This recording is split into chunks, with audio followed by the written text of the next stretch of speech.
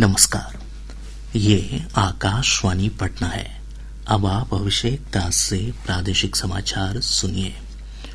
बिहार विधानसभा चुनाव को लेकर कांग्रेस और राजद नेताओं की एक महत्वपूर्ण बैठक आज नई दिल्ली में हुई।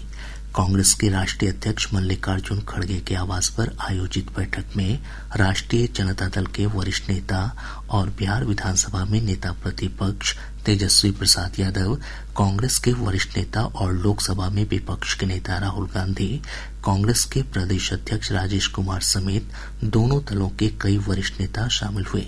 लगभग आधे घंटे की बैठक के दौरान विधानसभा चुनाव में दोनों दलों के बीच सीटों के बंटवारे समेत कई बिंदुओं पर विचार विमर्श किया गया। पत्रकारों से बातचीत में तेजस्वी प्रसाद यादव ने कहा कि बैठक में सार्थक चर्चा हुई है। उन्होंने कहा कि 17 अप्रैल को पटना में महागठबंधन की बैठक में सभी घटक दलों के साथ चर्चा कर आगे की रणनीति बनाई जाएगी।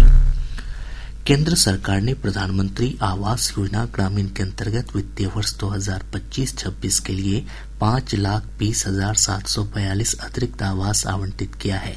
इन अतिरिक्त आवासों के आवंटन से प्रदेश में पीएम आवास योजना की वर्ष 2018 से चली आ रही प्रतीक्षा सूची समाप्त हो गई है। केंद्रीय ग्रामीण विकास मंत्री शिवराज सिंह चौहान ने मुख्यमंत्री नीतीश कुमार को इस संबंध में जानकारी दी है। राज्य सरकार नाविकों और गोताखोरों को 5 लाख रुपए तक का बीमा उपलब्ध कराएगी। पिछड़ा वर्ग और अति पिछड़ा वर्ग कल्याण मंत्री हरि सहनी ने कहा कि मल्लाह समुदाय के लोगों का 2 लाख रुपए का जीवन बीमा करवाया जाएगा। श्री सहनी ने कहा कि नाव और नाविकों का निःशुल्क पंजीकरण किया जाएगा। इसके अलावा 40 से 60% तक की सब्सिडी नाव की खरीद पर दी जाएगी। प्रादेशिक समाचार आप आकाशवाणी पटना से सुन रहे हैं। भारत से हज यात्रा पर जाने वाले तीर्थयात्रियों का कोटा बढ़ाकर इस वर्ष 1,75,000 कर दिया गया है। 2014 में यह संख्या 1,36,000 थी।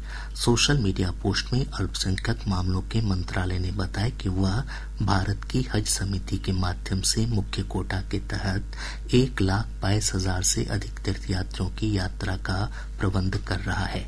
मंत्रालय ने बताया कि सऊदी अरब के दिशा निर्देशों के अनुरूप उड़ान, परिवहन, मीना शिविर, रहने की व्यवस्था और अन्य सेवाओं सहित सभी आवश्यक तैयारियां पूरी कर ली गई हैं। खेलो इंडिया यूथ गेम्स को लेकर मशाल यात्रा आज से शुरू हो रही है। यह यात्रा 2 मई तक प्रदेश के सभी जिलों से होकर गुजरेगी।